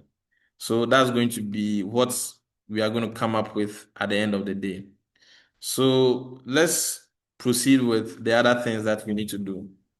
Now we need to define our inputs and output variables. So those were the things I was just talking about. So in defining the inputs and output variables, look, we've actually done something that we can do again, okay? When I did a dropping of the ID, I was able to drop the ID and then I had the entire data set the way I want it. Now what I'm going to do is I'm going to drop the species. The moment I drop species, I have everything I need for the input, okay? So I'm going to call this X input is going to be equal to the data dot drop. And then the columns I want to drop, please over here, it is columns, okay? So there's an S over here. The columns I want to drop is, I want to drop species. So over here, I'll come and do a Control C and then paste this over here. Now, when I run this, everything seems to be okay. Let me create some new cells and then do X inputs and then see what I have. So indeed, I have everything for the inputs, and indeed, the species column has now been dropped. Remember, I still have my data, okay? That data is still going to be available with everything. So let me come back to the data. So if I'm to do a preview of the data, I still have it with the species, okay? This is very specific. I saved it back in X input. So now I need something for my Y output. For my Y output, also this one too, I can drop these ones, okay? I can drop these ones and then leave the species. So that is also going to be simple. So I can do Y underscore output, and then this one is going to be data dot drop, and then the columns. This is where I think the expression of columns will make sense, because now it is going to be some multiple columns. And then I'm going to put this in a list. So it is going to be Control C, that's going to be the sepal length CM, okay, comma, then sepal width CM, Control C, Control V over here. Then the petal length CM, Control C, Control V, and then the petal width CM, Control C, and then Control V. So I'm saying that that data, I'm dropping the columns, and these are the columns I want to draw, so that I'll only be left with species, and that species will be assigned to Y output. So when I run this, everything seems to work. I can now do a preview of the Y output. So Y output, when I run this, I get this over here as my Y output. So this is one way of doing it. So now I have just species for Y output. If I'm to get the X inputs, I'm also going to get the entire stretch for the X inputs. Now, there's something interesting happening over here, okay? And the interesting thing is like that, look, we want to change our target output, the Y output, into some categorical data. Now, when I was trying to explain this, I kind of used that, but then I didn't pay much attention to it. Look, this is the data we're working with in terms of doing the calculation, okay? And then when I first presented the data, the gender had some textual or some alphabetical data, okay? So you had male, female written out over here. But then when I was doing the calculation, because I cannot come and do something, because this is one, okay? That one was represented by, you see, I've changed this into some categorical data. So all females are going to be represented by zeros, and all males are going to be represented by one. So now I can do one minus. I cannot do male minus. So in machine learning, when we have, or most of the time when we have some data that exists in alphabet, okay, or some string, would want to have it changed into some categorical data or some numeric format. And the way we do that is also very simple. We don't have to reinvent the wheel. There are libraries, or there's help to help us get that happen, okay? All right. So we are going to change that. And the way we do that is, once again, like I said, there's help. So we are going to rely on scikit-learn, okay? So I'm going to say from sklearn dot model selection import from sklearn dot model selection. No, this is going to be splitting it. I'm looking for label encoder. So from sklearn.preprocessing, import label encoder. Okay. So there's a sub package inside of sklearn called preprocessing, and we are importing this class over there. So I run this, and then we don't seem to have any problem. So let me open this up a little bit. So this label encoder, you can see that the name is quite descriptive. It's going to encode some label into some categorical input for us. So let me have this as y underscore output encoded, okay? And that's going to be equal to, I'm going to instantiate this class over here. So I'll do this and then bring this over here. So I'm going to say that, look, there's going to be some value I'm going to call y output encoded. And that y output encoded, I want to make this out of the label encoder I'm taking from preprocessing. So I'll run this.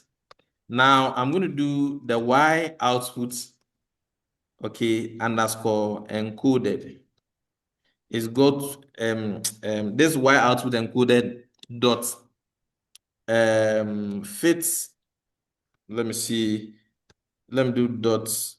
Okay, so there's fit transform. Okay, so what do I want to transform? I want to transform the y outputs, and that y output originally is going to be this Iris Setosa, Iris Setosa, Iris Virginica, and stuff like that. Okay, so now that I have this, I want to save this back into y outputs encoded.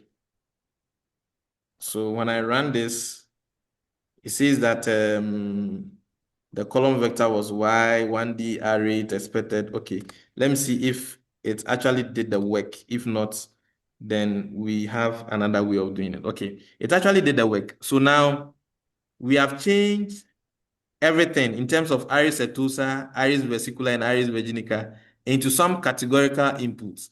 So please pay attention. Over here, all the zeros are Iris Setosa. All the ones are Iris Versicolor, and all the twos we have over here are Iris Virginica. In that way, when we build our model, and let me just show you this quickly. When we build our model, okay, our model is going to look like this. Let me also bring this up. In terms of the number of neurons, we want, we are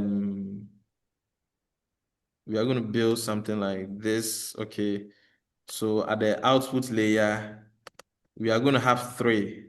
Remember, the reason why we are getting 3 over here is because we have 3 classes.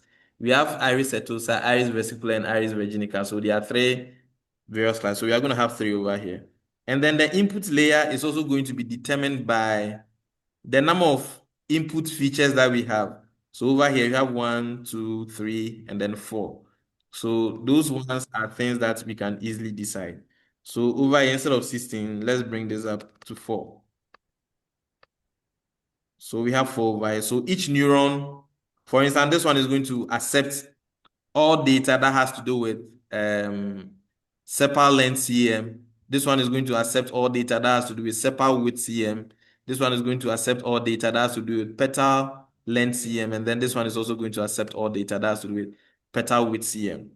Now, at the end of the day, I don't want 12 neurons in the hidden layer. So let me change it a little bit.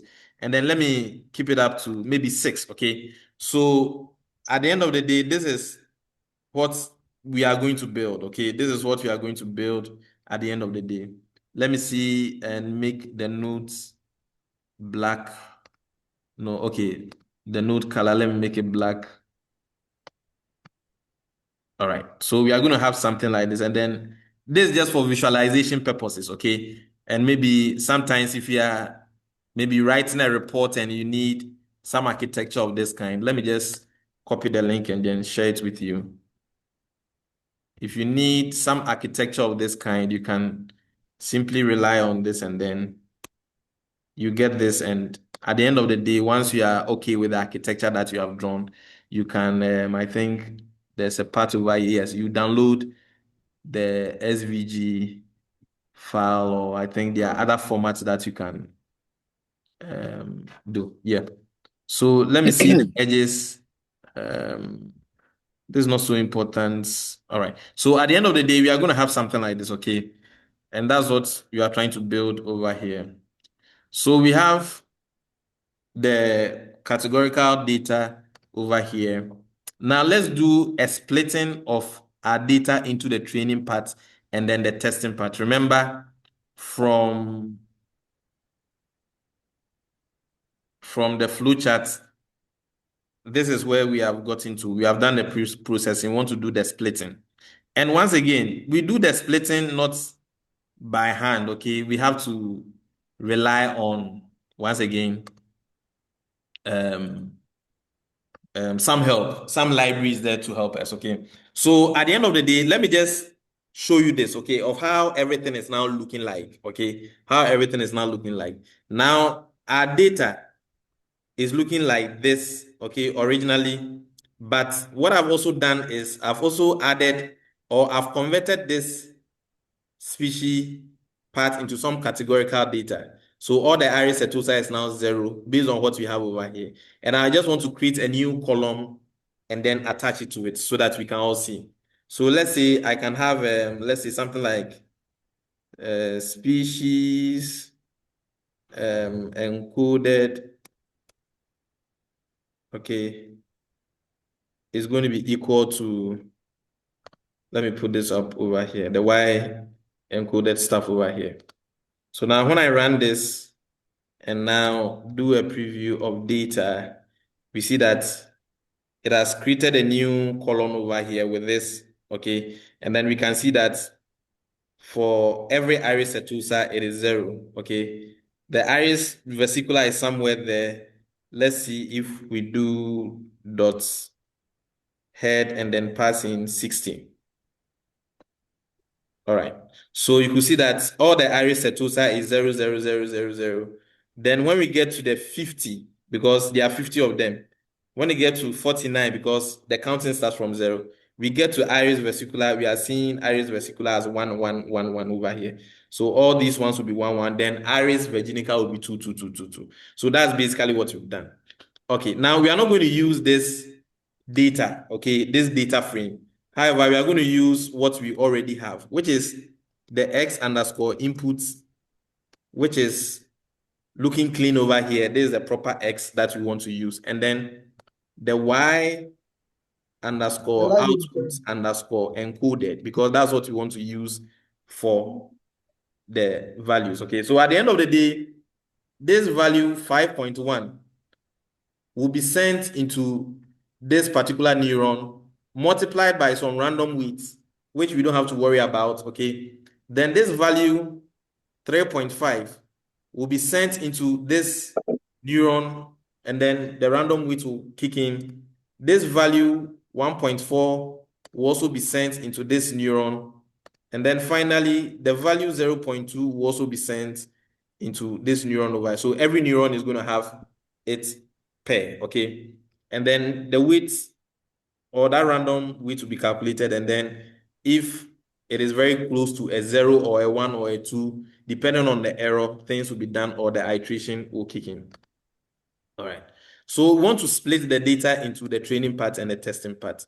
So over here too, we have some help. So I'm going to say from sklearn.preprocessing, sorry, dot model selection. I want to import train test split. So once again, the name over here kind of tells us, okay, this is exactly what it's going to do. It's going to split the training and the testing part of our data for us. So I run this, and then everything looks okay up to this point. So now let's get to use this train test plate. So what do I want to train test plate? I want to train test plate the X inputs. So I'll do this. Okay, and then I also want to train test plates the Y output encoded, because they work hand in hand, okay? And then I'll specify something we call the test size, okay? So the test size, depending on the ratios we are working with, okay? Usually it is between making sure that your training set has more, okay? So that brings back the logic. Look, we are going to write exams, okay? And then you are rest assured, or one of the ways you prepare is you use past questions, okay, in your preparation. So let's say this is the past question for the last 10 years. In order to test yourself that, look, you've actually learned the thing well, what you have to do is, look, you split the exams past questions into two, and then you keep about 70% for the training, and then you keep about 30% to test yourself. So what is going to happen is, look, you are going to learn this true and poor, or maybe learn it very well with the marking scheme, okay? You solve it over and over and over again many times. And then if you know you've actually done a very good learning, these are some data you have never seen or some past questions you have never seen. Then based on the learning that you've done over here, you come and test yourself with the completely new ones. Trust me, if you're able to get about 90% from these completely new ones that you've never seen, based on the learning that you've done over here, then that will give you a lot of confidence. But imagine you've been able to learn this. You've learned a thing for about maybe a week. The moment you take the paper, you get 10, 10, 100, 100, everything. And then you come and pick the completely new ones, and then you are getting a 20 over 100. It will not give you confidence because, look, going into the exams, maybe something that you probably don't know may appear. So that's how we human beings learn, and that's how we are going to train the system to learn. So over here, we are going to do a splitting. And we are saying that for the test size, we want to use, for instance, 30% for it so that the training size will be 70%. And we need to decompose this into some variables. So over here, we are going to have X train, and then we are going to have X test. And then we are going to have Y train. I'm going to explain what I'm doing over here, and then the Y test over here. So these three variables are very key. So let me explain this with something that we have already seen, okay? We have already seen. So let's come back to the very top over here where we had our original data, okay? And with this original data, let me see. So data has this. So let me drop species from data and then see how this one will work out. So let me just do data. So the original, now the data that we have is having this species and then the species encoded, okay? I want to drop,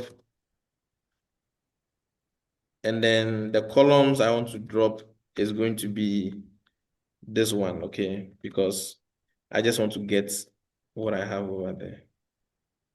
Okay, so this is what I have. So with the data that I'm presenting that I want to do the splitting, this is what I have. Now already, I've done some splitting over here already. Already, I've done this splitting in the vertical axis, okay? So on the vertical axis, I'm calling this the Y output encoded, okay? And on this side, I'm calling this the X input. We've all seen that, okay? So when I do a preview of X input, we only see this. When I do a preview of Y output encoded, we only see this. Now, what I'm going to do is I'm going to now do the horizontal split. And that horizontal split is going to look like this. So at the end of the day, the majority, the 70%, I'm going to call the training part of the data. So the majority is going to be the training part of the data. And then the minority is going to be the testing part of the data. So majority is going to be training, minority is going to be testing. Now, I'm going to basically have 4 quadrants over here. So in terms of quadrants, the first quadrant over here is what I'm going to refer, because this is the X input side of things, I'm going to call this X train. Okay, I'm going to call this X train. And I'm also going to call this Y train because that's the Y training part of the data. And then by that same convention, I'm going to call this X test. So that's what I have over here. And then I'm going to call this Y also test. So there's going to be X train, Y train, X test, and then Y test. Now, at the end of the day, what is going to happen is Remember what I said, I'm going to use this for the training, okay? The training is going to be used for the training. So I'm going to feed this into the model. The model will do the learning. And what will happen is, look, based on the learning that will be done with their corresponding inputs and outputs, okay? Or with their corresponding outputs, I'll get some value. And now when I'm confident that, look, I've done some proper learning, I'll save it. I'll save the model. And I'll use the X test to now come and test the model. So that model will be saved. I'll use this to test the model. Now, when I put in the values from the X test, I expect to get some predicted values, and those values are probably going to look like 1, 0, 2, things like that. And I'm going to now use those predictions to compare it with the actual testing values. So this is almost like I've learned a thing, okay? These were the questions, and then these were the answers. I've learned the thing very well. Now I'm testing myself. So I'll put these answers away. And based on the learning that I know, I'll solve these questions. So after solving these questions, I came up with some values. Those were the prediction values. Now that I'm done solving them, I now want to mark myself against the actual answers. And through that, we'll be able to now identify that, look, the training that we did we actually learn properly, or we're just hitting off targets? All right. So our time is almost up, and then I don't think we are going to finish up with this today, but then let me just conclude over here. And then, like I said, I'll give you some resources, some videos for you to go and watch, so that at least, God willing, on Friday when we meet, those of you who are a little bit maybe lagging behind, you'll be able to fill in the gaps. So this is where we have gotten to. We have gotten to the point where, yeah, so now let's do the splitting, okay? Let's do the splitting so that we can end it up over. So now we have the X train, the X test, the Y train, and the Y test. And what we are doing is we are just using this from the train test split, okay? And then we have the X inputs, the Y output encoded, and then we are doing a test size of 30. So that means the training side will now be 70%. So when I run this, I don't seem to have any problem. But then when I do an X train and run this, now when I go to the very bottom over here, I have this showing up as I have 120 rows by 40. Okay, 120. Initially, it was 150. And now the X train, I'm saying that if the X test or the test size is 30, then the X train will be 70. So over here, it is 150 multiplied by a 0.7. Okay. And now we see that, what's happening? Hey, sorry. This is test size is 30%, so the training size will be let me see, 0.8. What is happening?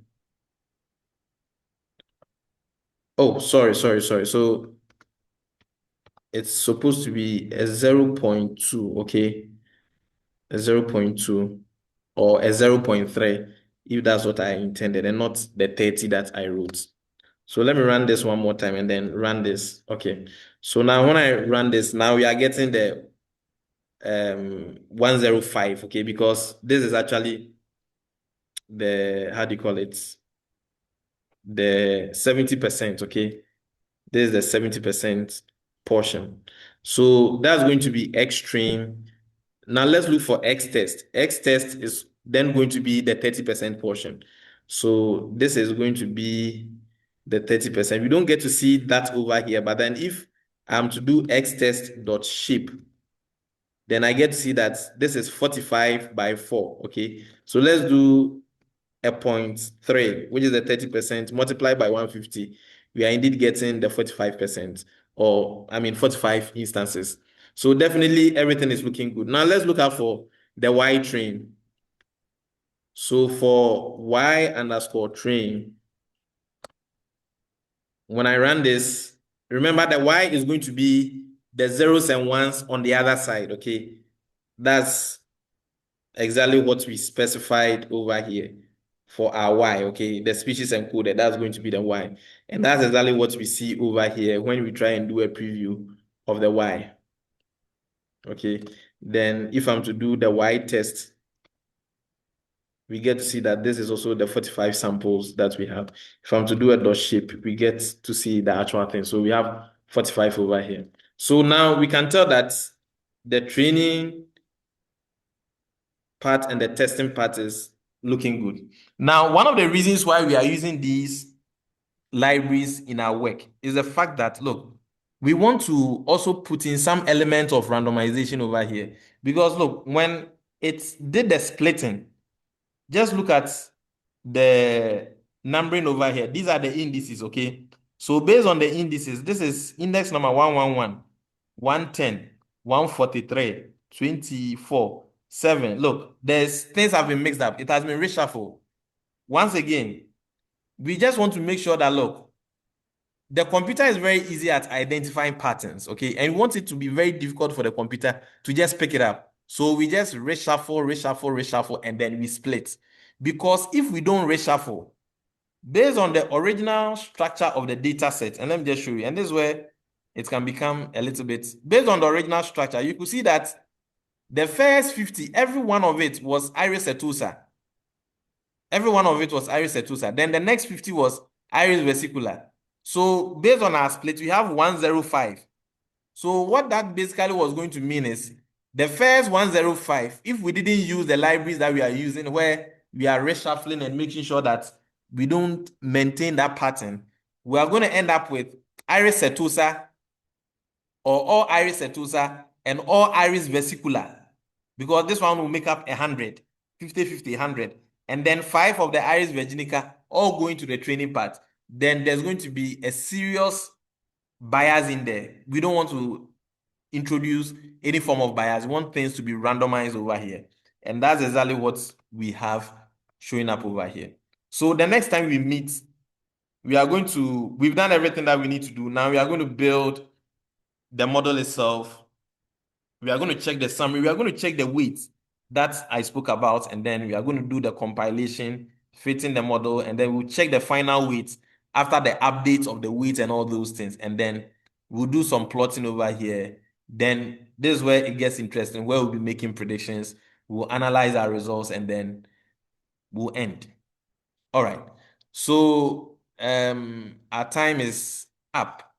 At this point, I'll take questions and then if there are any issues, we'll also resolve them now. So please, the floor is open for questions.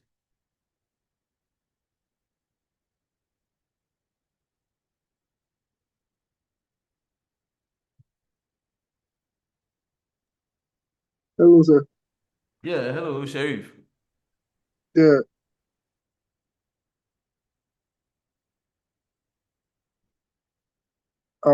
Please, you get that part. Please, which part? Where you said you are using libraries so that every time the training is being done, it will be shuffled. Okay. All right. So the point I was trying to make is if we are to one of the advantages, okay, of we using these libraries is it makes the work a little bit less easy for us, okay? It doesn't it takes away the complications of making sure that you do things right, okay? Because if even with humans, okay, if I'm to give you maybe a deck of cards and I've arranged it in some particular order, and you know the deck of cards is only red and black. So let's say I have 5 reds and then 3 black. And I've arranged it red, red, red, red, red. First 5 is red, and then black, black, black. And I ask you to memorize this. It's very simple. You can just keep on in that loop or repetition. Red, red, red, red, red 5 times, black, black, black. Then you start again, red, red, red, black. So that would be very easy for a computer to do. Okay. However, if I do a reshuffling of it, okay, and now there's a balance, there's that randomization, it makes the learning difficult for me. So the point is, it's almost as if um so and I'm happy some of you like sports and stuff like that. And we all know that one of the reasons why Ethiopians and the Kenyans are very good when it comes to the marathons and the long distance running is because of where they find themselves. Okay, we are told the altitude in some parts of Kenya and Ethiopia is very crazy. So when we are running, getting oxygen to even breathe is quite difficult. So they train themselves in those conditions. So when they get to Europe and they are running those marathons, it is quite easier for them because of the level of training they had. And that's simply because they were able to kind of elevate the level of difficulty in their training. So in the reshuffling that we have over here, when we use the train test plate, we are only trying to make sure that, look, it is even more difficult trying to memorize the patterns for us so that there wouldn't be overfitting. We'll make sure that, look, everything that we are predicting is based on an actual learning you learned and not just memorizing patterns. So that's the fundamental concepts we have over there as far as we using the libraries are concerned. Are we clear on that? Yeah, I think I get the whole picture now. Okay. I see Abdullah. Your hand is up. Please, you can unmute yourself and ask your question. Okay, sir. Thank you very much. Sir, please, I wanted to ask about the test size. Okay. I don't know whether if you are going to do it, you have to do it in a form of percentage because, like you did 30%, like 30. After that, you change it to 0.3 Okay. or 0.2. Okay. Plus, if you could explain that one a little bit further. Okay. So the convention here is you put it in percentage. Okay. So earlier on, what I did was I mean it was a mistake. Okay. So I had to correct myself. And in terms of percentages, decimal percentages is going to be a 0.3 and not 30. So if I want a 20%, it's going to be 0.2. If I want 35%, it's going to be 0.35.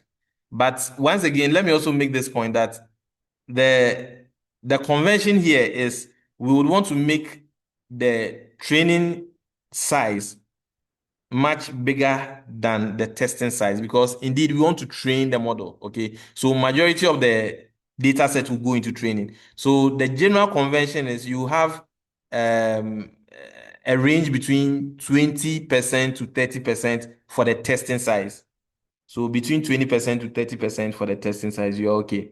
Now, for most academic work that you probably be doing where um a lot of the time you don't get to your goal by just doing one experiment. Okay, so sometimes you would have to perform two or three different experiments, and these are some of the parameters you can change to actually see if results are going to be improved or not. But the general convention is you use between 20 to 30% for your testing.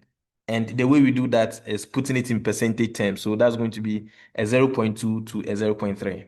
Thank you. Now, the interesting thing is if we don't put out the test size over here, there's a default test size the system will pick up for us. Let me try and see if I can see that over here. So um, let me say import sklearn from sklearn dot sorry sklearn dot model. Oh, I can't see this. Okay, from sklearn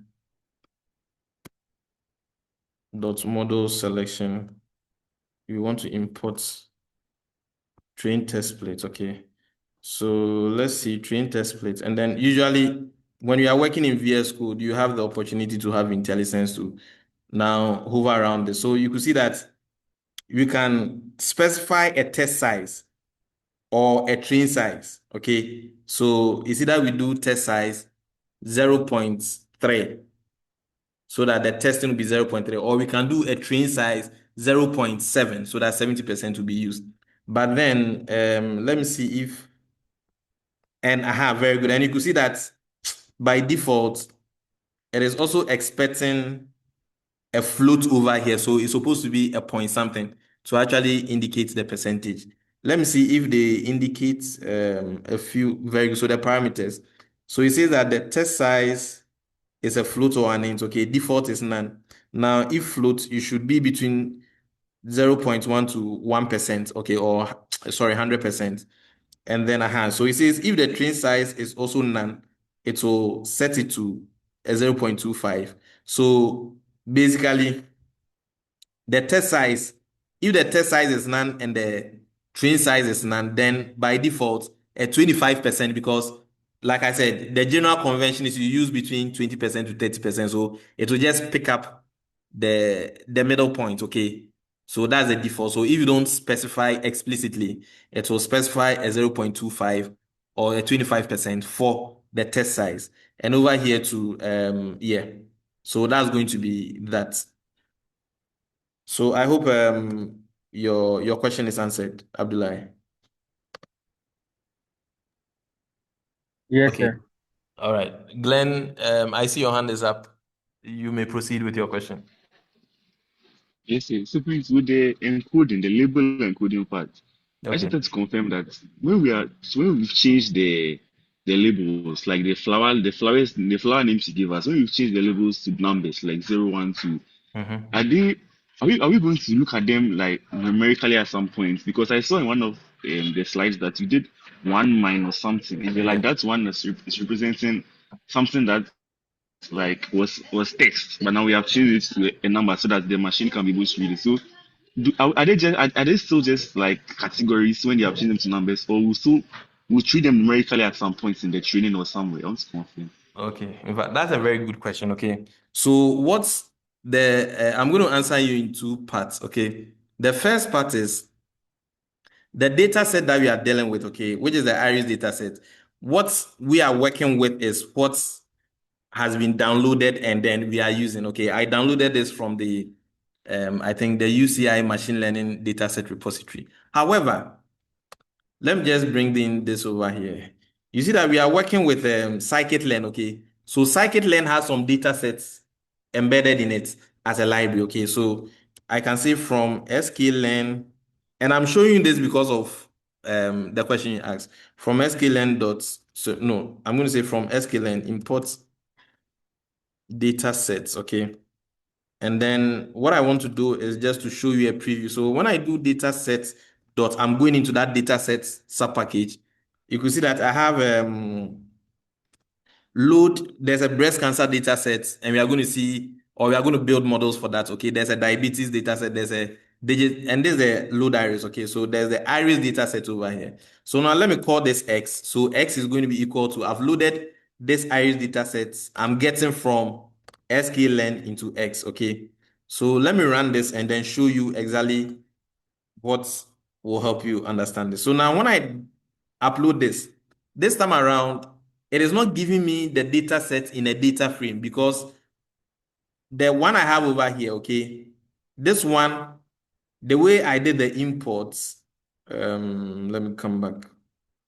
I used a pandas, okay, or the pandas library, and then I loaded it from a CSV file format and then put it inside of a variable called data, and that's what I've been working with so far. However, when I loaded the data set using the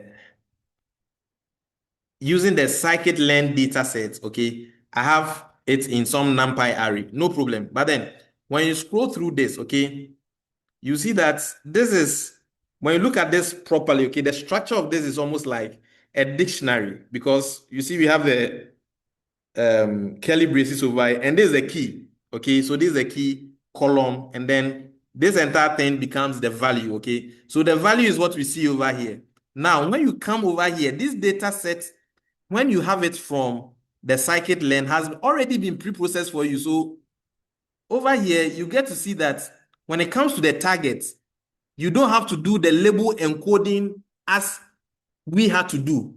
Now, the reason why I had to show you that is most instances, we are going to have data that has some numerical and some string input here and there. And it becomes very difficult working with numbers and alphabets. Remember, the mathematical foundation we are trying to express over here is some multiplication. We cannot multiply, for instance, Iris Setosa by 20. Mathematically, it is not possible. However, we are going to change whatever data that we have in terms of Iris Setosa, Iris vesicular, and Iris whatever into some categorical inputs. Now, let the computation finish. When the computation is done and we are interpreting back our results, when we do the prediction, because the computer learned that, look, this number and this number and this number, the corresponding number when we are doing a prediction is 2. So when we do a prediction, we're also going to see the 2, the 1, and then 0. And then based on our technical know-how, we are going to now convert it back to whoever is going to use our application to know that, okay, 1, so the person will not see 1, but then we are going to rewrite the code. Okay, re-engineer it to say that, look, if it is 1, then it is Iris Setosa. If it is 2, it is Iris virginica. If it is whatever, it is Iris whatever. I hope that makes sense. Oh yes, please, yes. So that means that like we actually need it to be numbers. It's not just because we want to, because if it's not numbers, we can't do the Precisely numerical so. analysis to it. Right? Precisely so. So later on, we are going to see that everything we are going to work with is going to be numbers, including voice data. Okay. So for instance, if we are working with voice data and then there's going to be some numerical values we can extract from every voice. Okay. Because the voice, we are going to look at it from the frequency point of view. Okay. Every voice is a signal. Okay. So when I say that will have an amplitude, it will have a frequency, and these are all values. So that if let's say Thelma is supposed to also say her will not come out as my because of maybe the tone of my voice, so maybe my amplitude will be different from her, and that is going to be the numbers that we are going to use. We are going to see that when it comes to images as well, there's going to be some numbers that we get from every picture or every image that we are going to use for the model development. So everything is going to be numbers one way or the other. Thank you very much. I get it now. You are welcome. You are welcome. All right, please. Any other question? Any other question?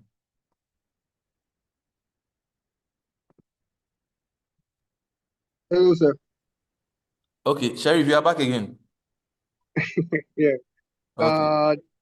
Please, there's a specific line of code that where you did the splitting.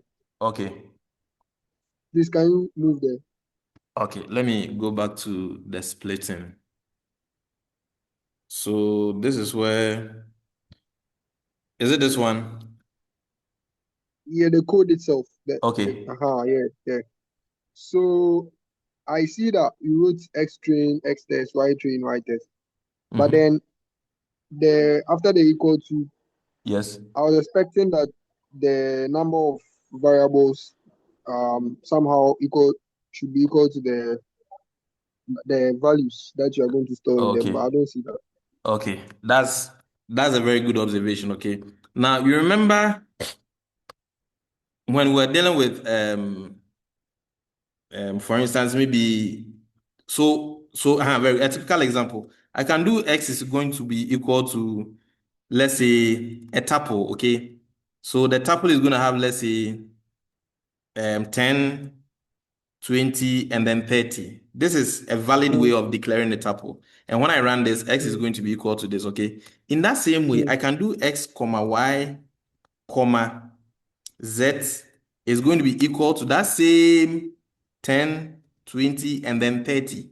So over here, you see, remember, and this is why I keep on saying that, look, almost everything we are working with is more or less like the black box model, okay? Such that we don't see the real thing, but that is what is happening. Okay. And that's why we took time to walk you through the Python process so that if something is broken with your engineering background, you can now fix it because you know what is happening. So what is going to happen now is now X will be assigned to 10, Y will be assigned to 20, and then Z will be assigned to 30. So over here, when I run this, yes, this is still going to be valid. When I do X, I'm getting my 10. When I do Y, I'm getting my 20. And then when I do Z, I'm getting my 30. That is how I can explain this because there's a lot of things happening over here like the black box. But at the end of the day, the people who wrote the code, okay, the people who developed scikit-learn knows that come what may, you are going to need your training part of the data, which is going to be the X train, the X test, the Y train, and then the Y test. So at the end of the day, whatever thing you put over here is going to be decomposed into 4 different things. I hope that makes sense. Yeah. All right. Please, any other question? Thank you. All right. So I will share the videos with you and then the other resources that you need. And then hopefully when we meet, God willing, on Friday, we will be able to conclude this process. Thank you very much for your time, and then we'll meet on Friday. Thank you too, sir. Really appreciate it.